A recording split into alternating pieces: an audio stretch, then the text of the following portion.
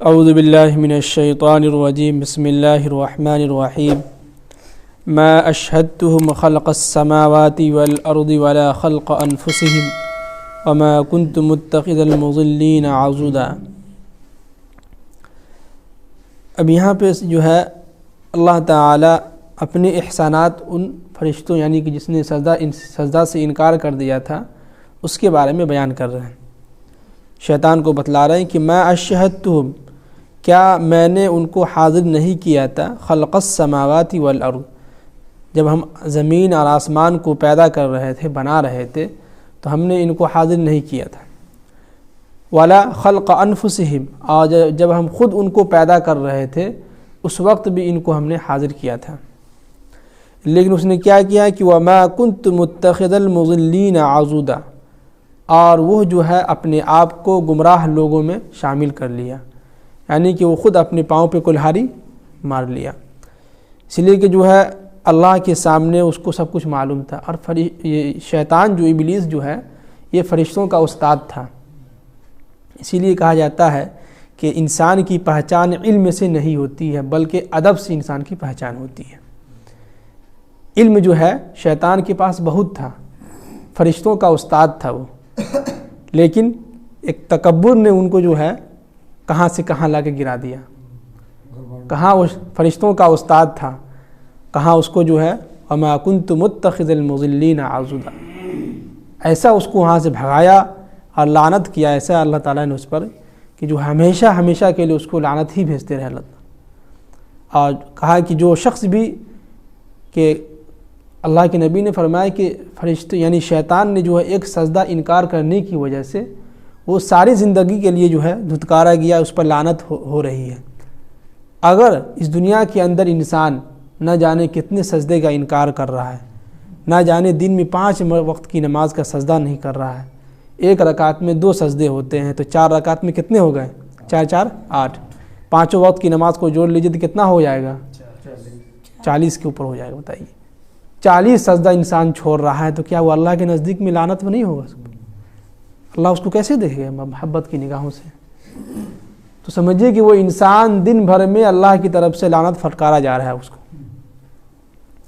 یہاں تو ایک سجدہ انکار کیا تھا، شیطان جو ہے صرف ایک سجدہ کرنے سے انکار کیا تھا، تو ساری زندگی کے لیے اس کو جو ہے لعنت مل رہی ہے، اس کو ہر جگہ اس کو جو دھتکارا جا رہا ہے، اس کو گالی دیا جا رہا ہے۔ لیکن انسان جو ہے ہزاروں سجدے یعنی کہ دن بھر میں 40 80 کتنے نہ جانے کتنے سجدے چھوٹ رہے ہیں ان سے، پھر بھی ان کو اپنے اندر احساس نہیں ہے کہ بھائی ہم کو اتنا دھتکارا جا رہا ہے، ہمارے اندر ذرا سے بھی شرم نہیں ہے۔ تو علم کا آ جانا کوئی کمی بڑی بات نہیں ہے، علم جو ہے شیطان کے پاس بھی بہت تھا لیکن ادب نہیں تھا۔ اسی لیے کسی کہنے والوں نے کہا ہے کہ ادب جو ہے اچھے گھرانوں سے ملتی ہے، اچھے تعلیم جو ہے صرف اونچے اسکول والے ہی دے سکتے ہیں۔ اچھی تعلیم جو آپ کو اعلیٰ سے اعلیٰ اسکول میں مل جائے گا، لیکن اچھی تربیت آپ کو اچھے گھرانوں سے ہی ملیں گی، اچھی ماں سے ہی اس کی تربیت ہوگی بچے کی۔ گھر کا ماحول صحیح نہیں ہے تو بچہ آپ کا، چاہے آپ لاکھوں روپئے فیس دے کے کسی اچھی اسکول میں پڑھا رہے ہیں اور آپ سوچ رہے ہیں کہ ہمارا بچہ جو ہے لاکھوں روپئے فیس والا اسکول میں پڑھ رہا ہے، تو اب اس بات کو بھول جائیے کہ آگے چل کے وہ آپ کا احترام کرے گا، نہیں کرے گا وہ۔ اس لیے کہ اسکول کے نصاب میں، اسکول کی کتابوں میں جو ہے کوئی کسی بھی کتاب میں کوئی ذرا سا بھی ایک صفحہ کا بھی کوئی چیپٹر نہیں جس میں تہذیب پڑھایا جا رہا ہو، کیمسٹری ہو یا بایولوجی ہو یا سائنس ہو، جس سبجیکٹ میں جائیے، کسی سبجیکٹ میں جو ہے تہذیب نام کا کوئی کتاب ہی نہیں ہے۔ اس میں یہ تہذیب و اخلاق اور آداب آپ کو اللہ کے نبی کے در سے ملے گا۔ اس کے لیے آپ کو سنن ابی داؤد، ترمذی شریف اور جو کتاب ہے یا علماء کرام کی صحبت میں بیٹھنے سے آپ کو ملے گا کہ ادب کیا ہوتا ہے، تربیت کس کو کہتے ہیں۔ تو اس لیے صرف علم حاصل کر لینے سے آپ بڑے انسان نہیں بن پائیں گے۔ سب سے اہم جو ہے وہ ہے ادب، تربیت، بڑوں کے ساتھ کس طرح سے پیش آنا ہے، چھوٹوں کے ساتھ کس طرح سے پیش آنا ہے، یہ ادب ہوتی ہے۔ اور آگے فرمائیں کہ وَيَوْمَ يَقُولُ، اور اس دن کو یاد کرو جب یہ لوگ جو ہے نادو پکاریں گے، اللہ تعالیٰ ان سے کہیں گے کہ تم پکارو شرکاء الذین، جن کو تم میرے علاوہ معبود بناتے تھے جن کو تم میرے علاوہ تم کسی اور کی عبادت کرتے تھے، کسی اور کو پکارتے تھے۔ زعمتم تو تم ان کو کیا کرو؟ پکارو۔ فدعوہم تو وہ پکاریں گے، کیا کریں گے؟ بلائیں گے، تو کیا ہوگا کہ فلم یستجیبوا لہم تو وہ ان کے پکارنے کا جواب نہیں دے گا۔ ظاہر سی بات ہے کہ اللہ کے علاوہ کسی اور آپ کو پکاریں گے، وہ تو مٹی کا پتلا ہے، اس کے اندر زبان کہاں سے آ گئی؟ وہ کیسے آپ کو پکارنے کا جواب دے گا؟ جیسے کہ ابراہیم علیہ نبینا علیہ الصلاۃ والسلام جو ہیں تمام بتوں کو توڑ دیا تھا۔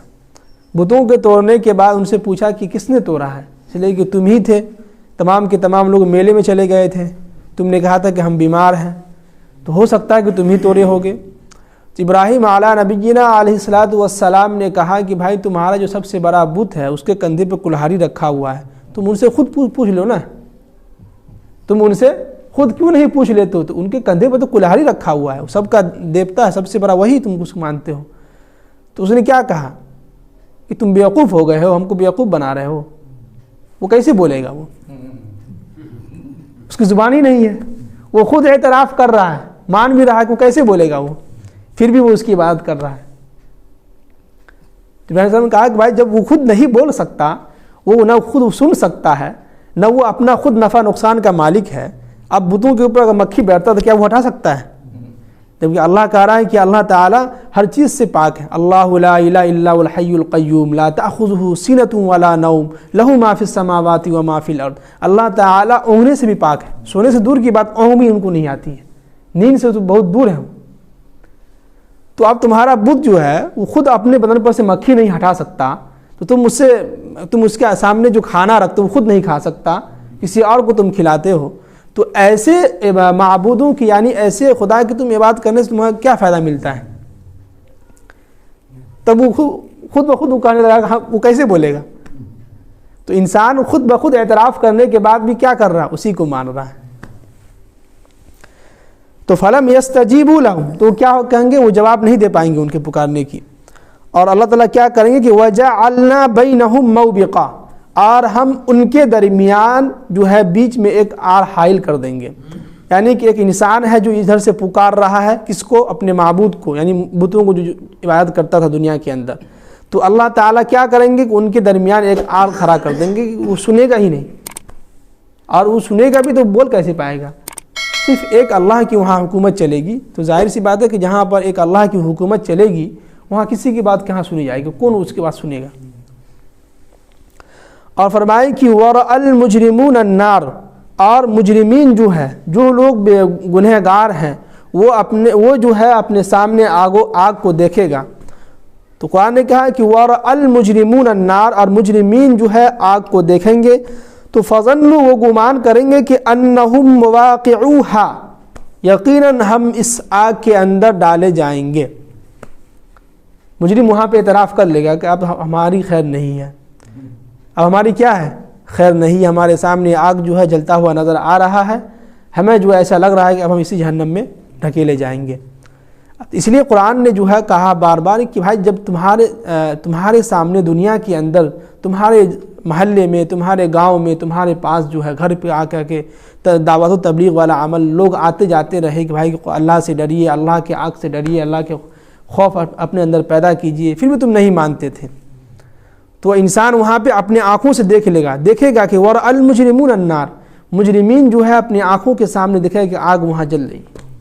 اب وہ خود بخود کہے گا کہ فَظَنُّوا أَنَّهُمْ مُوَاقِعُوهَا مجھے یقین ہے کہ اللہ تعالی ہم کو اس آگ میں ڈال دے گا۔ اور وَلَمْ يَجِدُوا عَنْهَا مَصْرِفًا اور ہم اس آگ سے بچ نہیں پائیں گے۔ ظاہر سی بات ہے کہ آپ نے گناہ کیا ہے، تو گناہ کرنے کے بعد تو آپ کو بچنے کا کوئی سوال ہی پیدا نہیں ہوتا ہے۔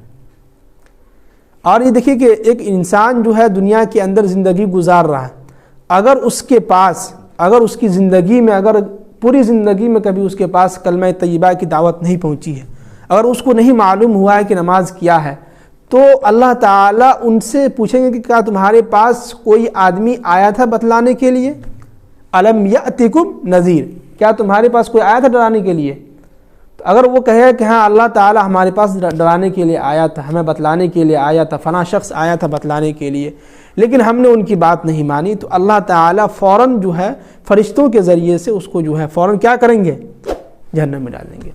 اور وہاں جہنم میں ڈالنے کا ایک عجیب انداز ہوگا، جیسے دنیا کی پولیس کیا کرتی ہے، ہتھکڑی ڈالتی ہے یہاں پہ، لیکن قرآن نے جو کہا کہ کل قیامت کے دن فرشتے مجرمین کو کیسے پکڑیں گے؟ یہ جو جبرا ہے اس جبرے کو پکڑ کے کھینچیں گے، اور یہ جو زبان جو جبرا ہے اس سے بہت لمبا تک جائے گا، انسان پیچھے بھاگے گا اور فرشتے اس کو کھینچیں گے،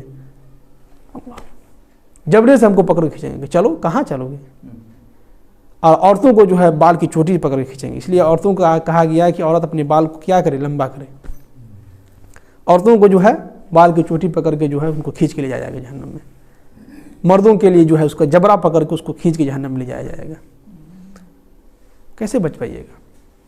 اگر وہ شخص یہ کہے گا کہ نہیں یہ اللہ تعالیٰ ہم کو بتلانے کے لیے آیا تھا، یا وہ کہے کہ نہیں ہمارے پاس کوئی آیا نہیں تھا بتلانے کے لیے، ہمارا پڑوسی نماز پڑھتا تھا ہم کو کبھی نہیں کہتا تھا، تو ہو سکتا ہے کہ آپ اس کے پڑوسی جو ہیں آپ بھی جائے گا جہنم میں، وہ بھی جہنم میں جائے گا۔ اس لیے ہم یہ نہ سوچ کے بیٹھیں کہ بھائی ہم تو نماز پڑھ رہے تھے ہم تو جنت میں ہیں بھائی، نہیں نہیں نہیں، یہ مت سوچیے گا۔ قرآن بہت باریکی اور اسلام بہت باریکی سے سمجھا رہا ہے۔ آپ کا پڑوسی اگر بھوکا مر رہا ہے یا آپ کا پڑوسی آپ کا نمازی نہیں ہے، تو آپ اگر نمازی ہیں اور آپ ان کو دن میں ایک مرتبہ بھی نہیں کہہ رہے ہیں آپ ان سے کہ نماز پڑھنے کے لیے چلیے، تو کل قیامت کے دن آپ کی پکڑ ہوگی۔ اگر آپ نے کہہ دیا ان سے کہ بھائی چلیے نماز کے لیے، تو آپ بچ جائیں گے۔ اب وہ نماز پڑھے یا نہ پڑھے اس سے ہم کو کوئی ٹینشن ہی نہیں لینا ہے۔ اس لیے قرآن نے اللہ کے نبی صلی اللہ علیہ وسلم کو جگہ جگہ پہ کہا کہ لعلک باخع نفسک علی آثارہم، آپ کیوں اتنا ٹینشن لے رہے ہیں؟ آپ کا کام کہنا ہے لوگوں کو، آپ بول دیجئے ان کو بھائی نماز کے لیے چلیے، اب وہ آئے یا نہ آئے ہم کو اس سے مطلب نہیں ہے، ہمارا کام ختم ہو گیا۔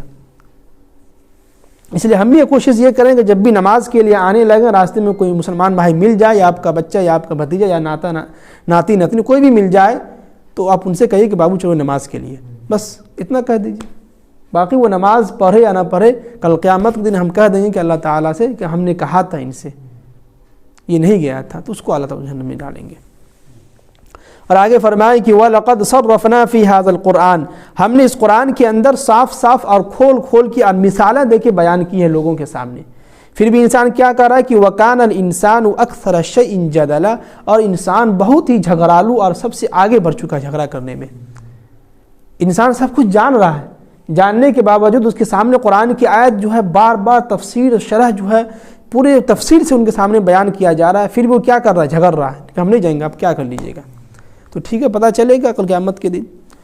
تو اس آیت میں دیکھیے کہ بہت اچھی باتیں یہ بتلائی گئی ہیں کہ ہم جو ہے کبھی بھی اپنے دنیا کے اندر زندگی گزار رہے ہیں تو ہم یہ سوچ کے نہ بیٹھیں کہ ہم تو جنتی، ہم تو نماز پڑھ رہے ہیں، ہم بچ جائیں گے، نہیں نہیں، آپ کا پڑوسی آپ کا کل قیامت کے دن دامن پکڑ سکتا ہے۔